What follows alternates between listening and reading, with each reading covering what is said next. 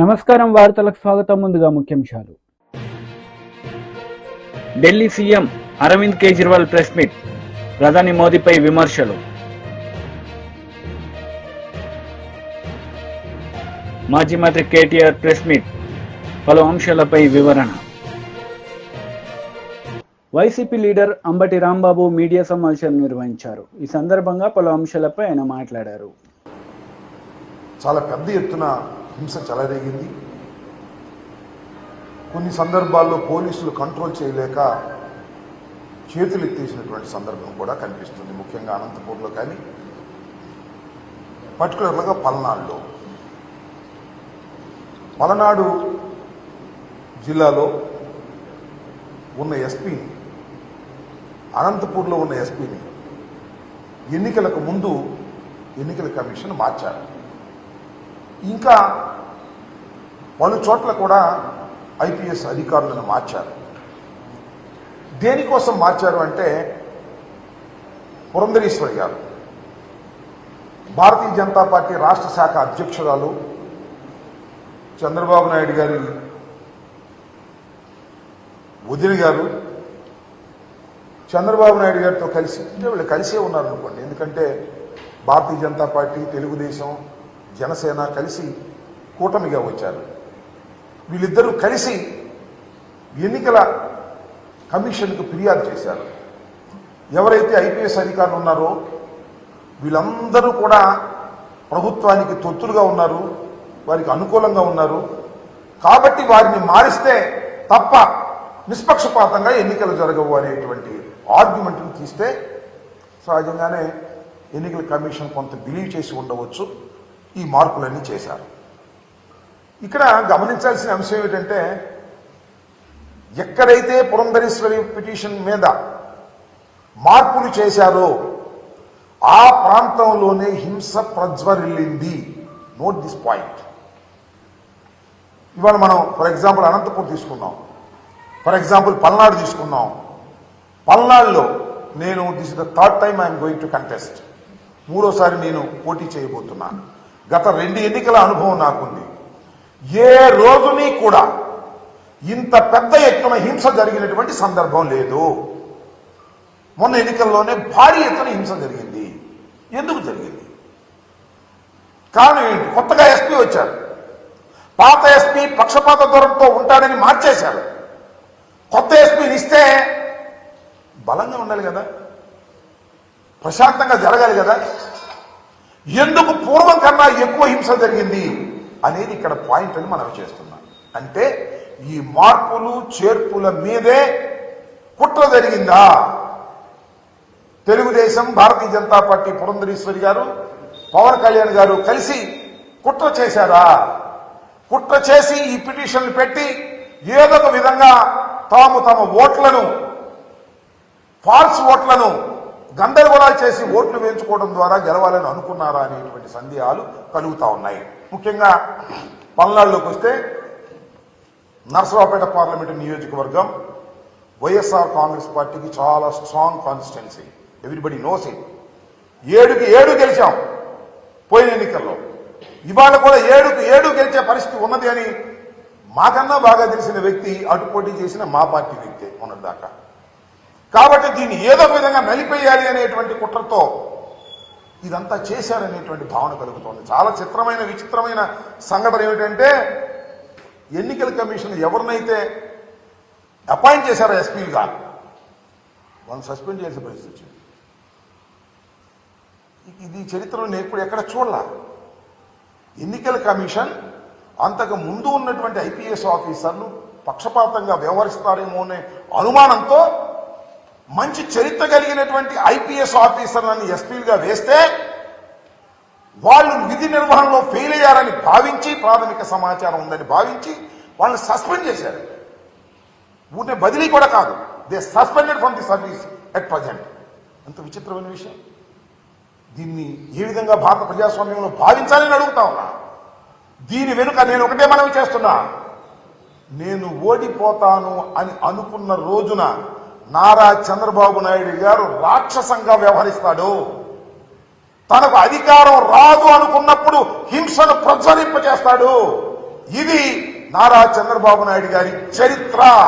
ఇవాళ పలనాడులో హింస జరగడానికి కారణం నారా చంద్రబాబు నాయుడు గారు, అదేవిధంగా పురంధరేశ్వరి గారు. ఇక్కడ మార్పుల వల్లే ఇంత హింస జరిగిందని నేను మనం చేస్తున్నాను. ఎంత ఆశ్చర్యం అండి. పోలింగ్ రోజున అలో లక్ష్మణ అని అల్లాడుతుంటే, తలలు పగిలిపోతుంటే పోలీసులు దించుకోలేకపోయారు. కొన్ని ప్రాంతాల్లో మాచర్లలో కానీ లేకపోతే మన గురజాలలో కానీ. జనసేన లీడర్ మీడియా సమావేశం నిర్వహించారు. ఈ సందర్భంగా పలు అంశాలపై ఆయన మాట్లాడారు. అందరికీ నమస్కారం. ఎన్నికలు ముగిశాయి. దాదాపు 82% ఓట్లు పోలయ్యాయి. ఇది ప్రజాస్వామ్యంలో మంచి పరిణామం. కానీ ఇదే సమయంలో ప్రజలందరం చాలా అప్రమత్తంగా ఉండాలి. ఎందుకంటే పోలింగ్తోనే ఎలక్షనీరింగ్ పూర్తి కాలేదు, కౌంటింగ్ కూడా ఉంది. ఓటమి కళ్ల ముందు కనిపించడంతో వైసీపీ అసురగణం ఎంతటి అరాచకానికి ఒడిగొడుతుందో పల్నాడు, తాడిపత్రి, తిరుపతిలో చూసాం. సైకోపాత్ అనే మాట మనం వింటూ ఉంటాం.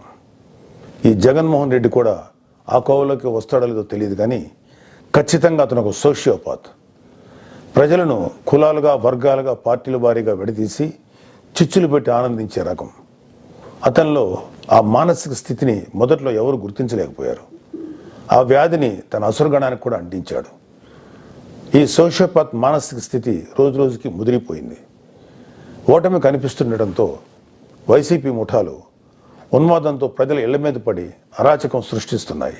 మాచర్ల వైసీపీ ఎమ్మెల్యే సంబంధీకుల ఇళ్లలో పెట్రోల్ బాంబులు దొరికాయంటే ఫలితాలు వచ్చాక వీళ్ళు ఎంత రాక్షసత్వానికి తెగబడబోతున్నారో ప్రజలు గ్రహించాలి. తాడిపత్రిలో పోలీసులు కూడా తమను తాము రక్షించుకునేందుకు అగచాట్లు పడ్డారు. అంటే వైసీపీ ఎంతగా రెచ్చిపోతుందో అర్థం చేసుకోవాలి. వైసీపీకి ఓటు వేయలేదని తెలిసి ఇళ్లలో చొరబడి మహిళలను, పిల్లల్ని అందరినీ చావుగొట్టే పైశాచికత్వాన్ని పెంచింది ఎవరు? ఖచ్చితంగా ఈ జగన్మోహన్ రెడ్డి అనే చెప్పాలి. విశాఖపట్నంలోని కంచరపాలెంలో ఓ కుటుంబం కూటమి అభ్యర్థులకు ఓటు వేసిందని తెలిసి వైసీపీ గుండాలు ఆ ఇంట్లో మహిళలను, చదువుకుంటున్న పిల్లలపై దుర్మార్గంగా దాడి చేసింది. గర్భంతో పుట్టింటికి వచ్చిన మహిళపైన తీవ్రంగా దాడి చేశారు. అంటే వైసీపీ రాక్షసత్వం ఏ స్థాయిలో ఉందో తెలుసుకోండి. ఇలాంటివన్నీ తెలుసుకొని చిక్కటి చిరునవ్వులు చెందించే వ్యక్తిని ఏమనాలి? మహేష్ బాబు స్పైడర్ సినిమాలో విలన్ సూర్య గుర్తొస్తున్నాడు కదూ. ఉత్తరాంధ్ర నుంచి రాయలసీమ వరకు ఎన్నికల అనంతరం హింసను ప్రేరేపించడంలో వైసీపీ ఓటమి కనిపిస్తుంది. రాబోయే ఓటమిని కప్పిపుచ్చుకునేందుకే ఈ దాడులు చేస్తుంది. ఈవీఎంలు భద్రపరిచిన స్ట్రాంగ్ రూమ్స్ దగ్గర కూడా భద్రత పటిష్టంగా ఉంచాలి. అక్కడ సెంట్రల్ గవర్నమెంట్ వారిది 3 అంచెల సెక్యూరిటీ ఉంది. అయినా కూడా అక్కడ మన కూటమి పార్టీల ప్రతినిధులు నిరంతరం పహరా ఉండాలి. ముఖ్యంగా మన జన సైనికులకి, వీర మహిళలకి నా అభ్యర్థన ఏంటంటే, ఎక్కడైతే జనసేన పోటీ చేసిన ప్రాంతాల్లోని ఈవీఎంస్ భద్రపరిచిన స్ట్రాంగ్ రూమ్స్ ఉన్నాయో అక్కడ మన జన సైనికులు వాలంటీరింగ్ చేసి కాపులాగా కూర్చోవాలి. ఈ అవకాశాన్ని ముఖ్యంగా మనం వదులుకోవద్దు, వాడుకుందాం. ఈ వైసీపీ దుర్మార్గులను ఏ దేశంలోనూ తేలిగ్గా తీసుకోవద్దు. వాళ్ళు ఏ అరాచకానికైనా, దౌర్జన్యానికైనా తెగబడతారు. ఆ మధ్యన అంటే 2-3 ఏళ్ల క్రితం అమెరికన్ ప్రెసిడెన్షియల్ ఎలక్షన్స్లో కూడా ఎక్స్ ప్రెసిడెంట్ డొనాల్డ్ ట్రంప్ ఇలాంటి లక్షణాలే కనబరిచాడు. ఎన్నికల్లో ఓడిపోతున్నాను అని తెలిసాక కూడా నేనే గెలుస్తున్నాను, గతం కంటే గట్టిగా ఓట్లు వచ్చాయని ప్రచారం మొదలెట్టాడు. ఫలితాలు వచ్చాక కూడా నానా యాగి చేసి కుర్చీ వదలంటే వదలని అలాగే భీష్మించి కూర్చుంటే వైట్ హౌస్ నుంచి పంపేశారు. దాదాపు ఇలాంటి లక్షణాలే మన ఆపద్ధర్మ ముఖ్యమంత్రి జగన్మోహన్ రెడ్డి కూడా ప్రదర్శిస్తున్నాడు. అందుకే మొన్నటికి మొన్న ఐపాక్ మీటింగ్లో కూడా తన పార్టీ గెలుస్తుందని గొప్పలు చెప్పాడు. అతని మానసిక స్థితిని వంట పట్టించుకున్న ఉత్తరాంధ్ర నాయకుడు ప్రమాణ స్వీకార ముహూర్తం, విశాఖలో స్థలం అన్నీ ప్రకటించేశాడు. జూన్ 4 తర్వాత వీళ్ళందరినీ విశాఖలో ఉన్న ఆ ఆసుపత్రిలో చేర్చాల్సిందే. ట్రంప్ లాగే జగన్ కూడా కుర్చీ వదులుకోవడానికి ఇష్టపడ్డాం. తన ఉన్మాద బృందంతో రాష్ట్ర వ్యాప్తంగా దాడులు, హింసకు తెగబడే ప్రమాదం లేకపోలేదు. దీనిపై కేంద్ర ప్రభుత్వానికి ఖచ్చితమైన సమాచారం ఉంది. అందుకే వచ్చే నెల 15వ తేదీ వరకు కేంద్ర బలగాలను మోహరించాలని చెప్పింది. మన వంతుగా కౌంటింగ్ ముగిసే వరకు కౌంటింగ్ కేంద్రాల దగ్గర, పార్టీ కార్యాలయాల దగ్గర కూటమి శ్రేణులు అప్రమత్తంగా ఉంటూ ప్రతి కూటమి కార్యకర్త ఈ కేంద్రాలను పర్యవేక్షిస్తూ ఉండాలి. ఆంధ్రప్రదేశ్ రాష్ట్రం ఈ అరాచక శక్తుల చేతుల నుంచి అభివృద్ధి సాధకుల చేతులకు మారే సమయం దగ్గరలోనే ఉంది. అందరం ఆ శుభగడి కోసం వేచి చూద్దాం. జై జనసేన, జై హింద్. బీజేపీ రాష్ట్ర అధ్యక్షుడు కిషన్ రెడ్డి మీడియా సమావేశం నిర్వహించారు. ఈ సందర్భంగా పలు అంశాలపై ఆయన మాట్లాడారు. వాళ్ళు కానీ కాంగ్రెస్ పార్టీ వాళ్ళు కానీ కాబట్టి మనవి చేస్తా ఉన్నాను, ఈ రాష్ట్రంలో ఈరోజు ప్రధానంగా నిర్మాణాత్మకంగా ప్రతిపక్ష పాత్ర పోషించేది ఈరోజు ఇప్పుడు ఉన్నటువంటి పరిస్థితుల్లో ఏకైక పార్టీ నరేంద్ర మోడీ గారి నాయకత్వంలో భారతీయ జనతా పార్టీ మాత్రమే మనం వేస్తున్నాం. ఈరోజు కాకపోయినా రేపైనా ఈరోజు రెండు పార్టీలకు వ్యతిరేకంగా పోరాటం చేసేది Bharatiya Janata party. Congress party, BRS party రెండు పార్టీల డిఎన్ఏ ఒకటే. మనం మొదటి నుంచి చెప్తా ఉన్నాం. రేవంత్ రెడ్డి విపరీతంగా ప్రచారం చేశాడు, బీజేపీ బీఆర్ఎస్ ఒకటే, బీజేపీ బీఆర్ఎస్ ఒకటే. ఎందుకంటే రేవంత్ రెడ్డికి కాంగ్రెస్ పార్టీకి గోబుల్స్ ప్రచారం చేయడంలో చాలా దిట్టలు. కేసీఆర్, రేవంత్ రెడ్డి ఇద్దరు ఒకటే. బురద చల్లడము, బట్టగాల్చి ముఖం మీద వేయడము, అబద్ధాలు ప్రచారం చేయడము, ఇద్దరు కూడా మాటలతో రాజకీయాలు చేస్తున్నారు తప్ప నిర్మాణాత్మకంగా రాజకీయాలు వీళ్ళకి రాదు. ఈరోజు రేవంత్ రెడ్డి ఏం చెప్పాడు? బీఆర్ఎస్ బీజేపీ ఒకటే ఒకటే అని ప్రచారం చేశారు. ఆఖరి ఏమైంది? ఎవరు ఒకటయ్యారు? ఇప్పుడు నిరూపణ జరిగింది కదా, బీఆర్ఎస్ కాంగ్రెస్ ఒకటే నిరూపణ జరిగింది కదా. బీఆర్ఎస్ తోటి గెలిచినటువంటి వాళ్ళందరూ మీ దగ్గర చేరుతున్నారు కదా. ఇంతకంటే వేరే సాక్ష్యం ఏం కావాలి? అప్పుడు కానీ ఇప్పుడు కానీ భవిష్యత్తులో కానీ మేము నా కాంగ్రెస్ తోటి కలవము, మేము బీఆర్ఎస్ తోటి కలవము. మేము కలిసేది తెలంగాణ ప్రజలతో తప్ప ఏ పార్టీతో కలవమని సందర్భంగా మనం వస్తుంది. ఈ రాష్ట్రంలో వచ్చేటువంటి శాసనసభ ఎన్నికల వరకు భారతీయ జనతా పార్టీ మా 8 మంది ఎమ్మెల్యేలు ఎవరైతే ఉన్నారో, మా ఎమ్మెల్సీలు ఎవరైతే ఉంటారో, మా పార్టీ కార్యకర్తలు ఎవరైతే ఉంటారో, మా పార్టీ నాయకత్వం ఏదైతే ఉంటుందో ఖచ్చితంగా బీఆర్ఎస్ పార్టీ తెలంగాణ ప్రజల పక్షాన నిలబడే ప్రసక్తి లేదు. ఎందుకంటే వాళ్ళందరూ కూడా కాంగ్రెస్ పార్టీలో చేయబడుతున్నారు. కాబట్టి మిగిలేది పోరాటం చేసేది తెలంగాణ ప్రజలకు ఉండేది భారతీయ జనతా పార్టీ మాత్రమే. తప్పకుండా తెలంగాణ ప్రజల పక్షాన నిలబడి ఈరోజు తెలంగాణ కోసం, తెలంగాణ ప్రజల కోసం, తెలంగాణ అభివృద్ధి కోసం పోరాటంగా నిలబడేది బీజేపీ మాత్రమే. అందుకే మనం చాలా స్పష్టంగా ఉండాలి. నేను తెలంగాణ విద్యావంతులకు, మేధావులకు ఇక్కడ నుంచి మనవి చేస్తా ఉన్నాను. తెలంగాణ గడ్డలో ఈ వరంగల్ అడ్డ ఏదైతున్నదో ఖచ్చితంగా ఇది తెలంగాణ ఉద్యమానికి వేదికగా నిలబడినటువంటి అడ్డ. ఇది అనేక సంవత్సరాలు ఇక్కడ మరి ప్రత్యేక తెలంగాణ కావాలని చెప్పి ఇక్కడి నుంచే ప్రారంభమైంది ఉద్యమం. ఇక్కడి నుంచే తెలంగాణ అంతా అంటుకున్నది. 3 కోట్ల మంది, 3 కోటి ప్రజలందరూ కూడా ఏకమై, సకల జనులు ఏకమై ఆ రోజు తెలంగాణ ఉద్యమంలో కీలక పాత్ర పోషించింది ఇక్కడి నుంచే ప్రారంభమైంది. కాబట్టి ఇక్కడి నుంచి కూడా నేను మనవి చేస్తా ఉన్నాను, మేధావులందరూ కూడా ఈరోజు భారతీయ జనతా పార్టీకి అండగా ఉండాల్సిన అవసరం ఉంది. ఏ లక్ష్యం కోసమైతే మీరు తెలంగాణ రావాలని కోరుకున్నారు, ఏ త్యాగాలు చేసి తెలంగాణ సాధించుకున్నాము, ఆ త్యాగాలు బీఆర్ఎస్ హయాంలో కానీ కాంగ్రెస్ పార్టీ హయాంలో కానీ అవి ఫుల్ఫిల్ కావు. అది సాధన జరగదు. ఈ రెండు పార్టీలు కూడా కుటుంబ పార్టీలు, ఈ రెండు పార్టీలు కూడా అవినీతి పార్టీలు, ఈ రెండు పార్టీలు కూడా స్వార్థ రాజకీయాల కోసం పనిచేసేటువంటి పార్టీలు, ఈ రెండు పార్టీలు కూడా అబద్ధాలు ప్రచారం చేసి అబద్ధాలతో ఈరోజు రాజ్యం ఏలానుకున్నటువంటి పార్టీలు. ఒక్క భారతీయ జనతా పార్టీ ఆ రోజు పార్లమెంటులో తెలంగాణ బిల్లు వచ్చినప్పుడు నిర్మాణాత్మకంగా నిస్వార్థంగా నిలబడి ఈరోజు తెలంగాణ ప్రజల గుండె చప్పుడై సుష్మా స్వరాజ్ గారి నేతృత్వంలో, రాజ్నాథ్ సింగ్ గారి నేతృత్వంలో, అద్వానీ గారి నేతృత్వంలో ఆ రోజు పార్లమెంటులో తెలంగాణకు అనుకూలంగా ఓటు చేసినటువంటి పార్టీ ఏకైక పార్టీ భారతీయ జనతా పార్టీ. ఐక్యంగా నిలబడినటువంటి పార్టీ. కాంగ్రెస్ పార్టీ చీలిపోయింది, మిగతా అన్ని పార్టీలు చీలిపోయాయి, కానీ ఐక్యంగా నిలబడినటువంటి పార్టీ భారతీయ జనతా పార్టీ. కాబట్టి తెలంగాణ సాధనలో చిత్తశుద్ధితో జాతీయ పార్టీగా ఆ రోజు జేఏసీలో ఉండి పోరాటం చేశాం. ఈరోజు తెలంగాణ అభివృద్ధి కోసం కూడా చిత్తశుద్ధితో పోరాటం చేస్తున్నాం. నరేంద్ర మోడీ గారి నాయకత్వంలో ఈరోజు 10 లక్షల కోట్ల రూపాయలు ఈరోజు తెలంగాణ కోసం ఖర్చు పెట్టినటువంటి ప్రభుత్వం నరేంద్ర మోడీ గారి ప్రభుత్వం. ఇదే వరంగల్లో మెగా టెక్స్టైల్ పార్క్, దేశంలో 7 టెక్స్టైల్ పార్కులు వస్తే ఒక పార్కు వరంగల్కి తీసుకురావడం జరిగింది, మోడీ గారు ఇచ్చారు. రైల్వే మ్యానుఫ్యాక్చరింగ్ యూనిట్ ఇంటిగ్రేటెడ్ యూనిట్గా ఈరోజు ఇక్కడ రైల్వే వ్యాగన్స్ కానీ, రైల్ ఇంజన్స్ కానీ, రైల్ కోచ్లు కానీ తయారు చేసేటువంటి ఇంటిగ్రేటెడ్ యూనిట్ ఇక్కడ ప్రధానమంత్రి గారు వచ్చి స్వయంగా శంకుస్థాపన చేశారు.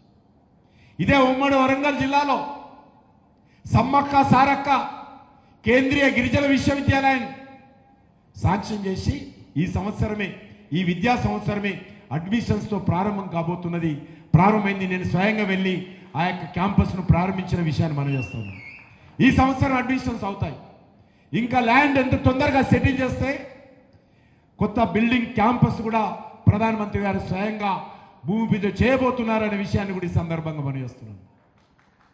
అంతేకాదు ఇక్కడ జాతీయ రహదారులు కావచ్చు, ఇక్కడ వరంగల్కి సంబంధించినటువంటి స్మార్ట్ సిటీ కావచ్చు, హెరిటేజ్ సిటీ కావచ్చు, ఇక్కడ ఉన్నటువంటి మరి రామప్ప దేవాలయానికి సంబంధించి యునెస్కో అనేక కట్టడాలు ఉన్న మాజీ మంత్రి కేటీఆర్ మీడియా సమావేశం నిర్వహించారు. ఈ సందర్భంగా పలు అంశాలపై ఆయన మాట్లాడారు. కేసీఆర్ ప్రభుత్వంలో ఇచ్చిన ఉద్యోగాలు, వాటి కాయిదాలు నువ్విచ్చి నేను ఇచ్చిన ఉద్యోగాలు అంటే లెక్క ఎట్లా కుదురుతుంది? అందుకే రేపటి రోజున రేవంత్ రెడ్డి నీ మాట శాసన మండలిలో అడిగేటోడు కావాలి, ఆయనకు పక్కన కూర్చొని డప్పు కొట్టుకుంటా వత్తాసు వలికేటోడు కాదు.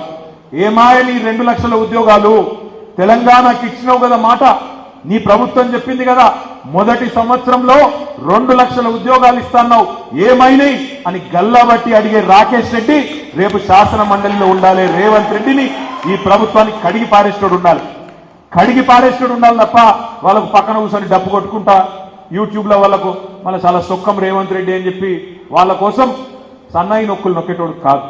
దయచేసి నేను మిమ్మల్ని అడిగేది ఒకటే, ఈ ప్రభుత్వం ఇవాళ అన్ని వర్గాలను మోసం చేసింది. రైతులను మోసం చేసింది, మహిళలను, మా ఆడబిడ్డలను మోసం చేసింది.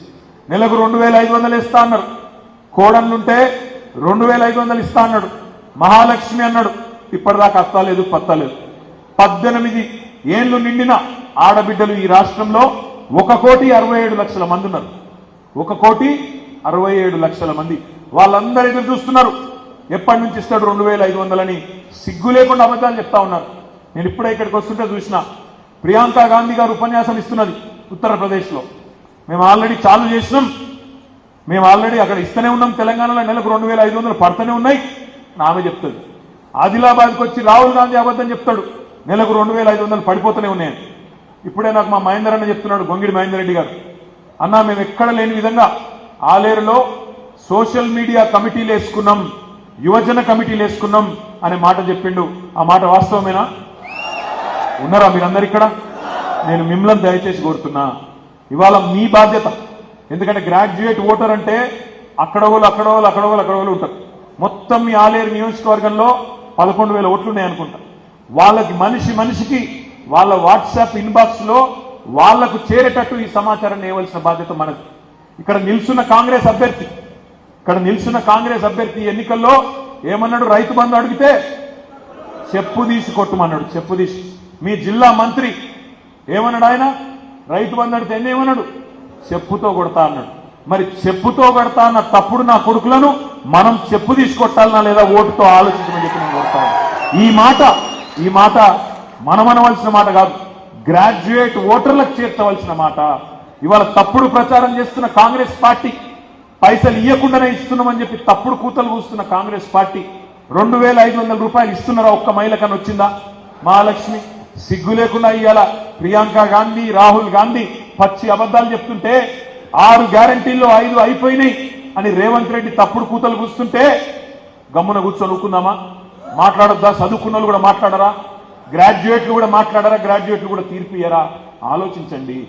ఈ ప్రభుత్వంతో పని చేయించాలి అంటే, ఈ ప్రభుత్వాన్ని రేపు శాసన మండలిలో కడిగి పారేయాలంటే యోగి చదువుకున్న గోల్డ్ మెడలిస్టు ఇక్కడ దిక్కున్నాడు, బ్లాక్ మెయిలర్ ఇంకో దిక్కున్నాడు. ఎవరు కావాలో ఆలోచించుకోండి అని చెప్పి నేను విజ్ఞప్తి చేస్తా ఉన్నా. ఈ ఎన్నిక ఒక తమ్ముడు రాకేష్ రెడ్డి ఎన్నిక కాదు. ఈ ఎన్నిక మన పార్టీ ఎన్నిక, మనందరి ఎన్నిక. 11,000 ఓటర్లకు మనం చేరాలంటే మరి మన నాయకులు అందరూ కూడా ఇక్కడ ఉన్నారు, మన మండల నాయకులు ఉన్నారు, గ్రామాల నుంచి వచ్చిన నాయకులు ఉన్నారు. మిమ్మల్ని కూడా నేను ప్రార్థిస్తా ఉన్నా, దయచేసి మీరు కూడా గ్రామాన మీకు ఓటర్ లిస్టు మీకు బూత్ల వారీగా మీకు వచ్చింది. బూతుల వారీగా ఒక్కొక్క ఓటర్ను మనమే కలవాలి, మనమే కూర్చోవాలి, మనమే ముచ్చటబెట్టాలి. 5 రోజులే ఉంది, ఇంకా టైం ఎక్కువ లేదు. ఒక్కొక్క మనిషిని కలవాలి, ఫోన్లు చేయాలి, అడగాలి. అన్నా మీ ఒకటే priority vote, first priority and only priority. నిలువు గీత గీయండి. 3వ నెంబర్లో రాకేష్ రెడ్డి పేరున్నది, దాని పక్కన ఉన్న డబ్బాలో వెంకటేశ్వర స్వామి నామం లెక్క ఒకటే గీత పెట్టాలి, ఒకటే నిలువు గీత పెట్టాలనే మాట మనందరం కూడా చెప్పాలి. చెప్పుకోలేదు, మనం ప్రచారం చేసుకోలేదు. నేను ఇప్పుడే అక్కని అడుగుతా ఉన్నాం, అక్క ఎట్లున్నది మరి మీ రియల్ ఎస్టేట్ ఆలేరు ఎట్లుందని అడిగిన. మరి కేసీఆర్ ఉన్నప్పుడు బాగుండే, ఇప్పుడు ఎట్లుందని అడిగిన. ఎట్లుంది? బాగుందా? బాగుందా? బాగాలేదా? మార్పు బాగలేదా? ఇప్పుడు మనం చెప్పుకోలే. ప్రాబ్లం ఏంటంటే వాళ్ళేమో బీజేపీ వాళ్ళు అయోధ్యలో గుడి కట్టింది, ఇక దాని గురించి ఊరు వాడ ఏకం చేసి చెప్పుకున్నారు, మనమేమో చెప్పుకోలేదు. ఇంత అద్భుతమైన గుడి ఎక్కడనో కాదు, మీ నియోజకవర్గంలో మన తెలంగాణలోని ప్రతి ఒక్కరు కొలుసుకునే లక్ష్మీ నరసింహస్వామి ఆలయాన్ని యాదాద్రిలో అద్భుతంగా 1000 ఏళ్లు నిలబడే విధంగా CM Arvind Kejriwal press meet నిర్వహించారు. ఈ సందర్భంగా పలు అంశాలపై ఆయన మాట్లాడారు. बड़ी तेजी से फैल रही है और जो सपने सरकारों को लेके एक आम आदमी इस देश के अंदर देखा करता था, वो सपने अब लोगों को सच होते हुए नजर आ रहे हैं. ये हो सकता है. दिल्ली के अंदर, पंजाब के अंदर हमने सरकारी स्कूल ठीक करने चालू कर दिए. दिल्ली के अंदर सरकारी स्कूल शानदार कर दिए. गरीब बच्चों को अच्छी शिक्षा मिलने लगी. ये मोदी जी नहीं कर पा रहे, तो उन्होंने तय किया कि इनको रोको, इनको गिरफ्तार कर लो, मनीष सिसोदिया को गिरफ्तार कर लो, केजरीवाल को गिरफ्तार कर लो, इनके स्कूल बंद कर दो. हमने दिल्ली के अंदर, पंजाब के अंदर ढेरों मोहल्ला क्लिनिक खोल दिए, सरकारी अस्पताल ठीक कर दिए, लोगों के लिए फ्री इलाज का इंतजाम कर दिया. मोदी जी नहीं कर पा रहे. इन्होंने कहा केजरीवाल को गिरफ्तार करो, इनके अस्पताल बंद करो, इनके मोहल्ला क्लिनिक बंद करो. हमने दिल्ली में, पंजाब में बिजली मुफ्त कर दी, वो इनसे नहीं हो पा रही. जहां जहां इनकी सरकारें घाटे में चल रहे हैं, इनके पास पैसा ही नहीं है. हमने पैसा बचा बचा के, ईमानदारी से पैसा बचा बचा के बिजली फ्री कर दी. अब हम महिलाओं को 1000-1000 रुपए देने जा रहे हैं. हर महीने उनके खातों में 1000-1000 रुपए डलवाएंगे. ये बात पूरे देश में फैलती जा रही है तेजी से. मैं जहां जाता हूं, पूरे देश भर में घूम रहा हूं इस टाइम में, मैं जहां जाता हूं लोग कहते हैं केजरीवाल जी आपने दिल्ली पंजाब में स्कूल बड़े अच्छे कर दिए, केजरीवाल जी आपने बिजली ठीक कर दी, केजरीवाल जी आपने बिजली मुफ्त कर दी. अपने आप चारों तरफ आम आदमी पार्टी की चर्चा फैल रही है. आम आदमी पार्टी अब एक विचार है, इसके नेताओं को तो गिरफ्तार कर लोगे, इस विचार को कैसे गिरफ्तार करोगे? विचार को गिरफ्तार नहीं किया जा सकता. गीता में भी लिखा है, इसको कैद नहीं कर सकते, इसको जला नहीं सकते, इसको काट नहीं सकते, इसको गीला नहीं कर सकते. ये विचार है, इसको कैद नहीं कर सकते. ये चारों तरफ फैल रहा है पूरे देश के अंदर. ये एक ऐसा विचार है जिसका विनाश नहीं किया जा सकता. ये अपने आप फैलता जा रहा है विचार. मैं प्रधानमंत्री जी को कहना चाहता हूं, आप एक नेता को गिरफ्तार करोगे, मेरी भारत मां की कोख इतनी ज्यादा वो है कि 100 नेता पैदा होंगे इस कोख से. आप एक केजरीवाल को गिरफ्तार करोगे, 100 केजरीवाल पैदा होंगे इस देश के अंदर. 1000 केजरीवाल पैदा करेगी मेरी भारत मां. आप करके देख लो.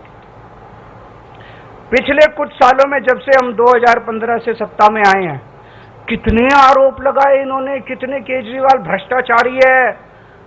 केजरीवाल ने बसों में घोटाला कर दिया, पानी में घोटाला कर दिया, बिजली में घोटाला, पता नहीं कितने आरोप लगाए. कुछ नहीं चिपका, कुछ नहीं चिपका. जनता बेवकूफ थोड़ी है, कुछ नहीं चिपका. इन्होंने इतने आरोप लगाए. अब कह रहे हैं कोई शराब घोटाला हो गया, शराब घोटाला हो गया. जनता पूछ रही है इनसे, अब मैं हमें जवाब देने की, जनता पूछ रही है भाई शराब घोटाला हो गया, पैसा कहां है, कहां गया वो पैसा? खुद ही जाके ये सुप्रीम कोर्ट में कहते हैं हाँ जी पैसे की तो कोई रिकवरी नहीं हुई. तो क्या हवा में हो गया क्या शराब घोटाला? कहीं बाकी रेड वेड मारते हैं ये, कहीं नोटों की गड्डियां मिलती हैं, कहीं ज्वेलरी मिलती है, यहां तो कुछ भी नहीं मिला.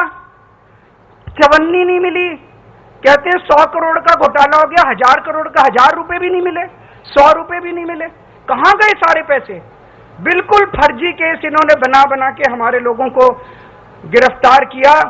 पंजाब चुनाव के पहले याद करो, पिछले 2022 में जब पंजाब चुनाव हुए थे, इन्होंने एक अबोहर के अंदर रैली में चुनाव के 3 दिन पहले प्रधान వార్తలు ముగించే ముందు ముఖ్యాంశాలు మరోసారి.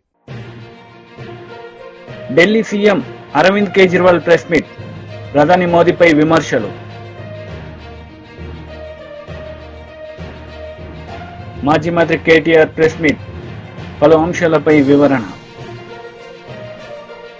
ఈ వార్తలు ఇంతటితో సమాప్తం. తిరిగి ప్రసారమయ్యే వార్తల్లో మళ్ళీ కలుద్దాం. అంతవరకు సెలవు. నమస్తే.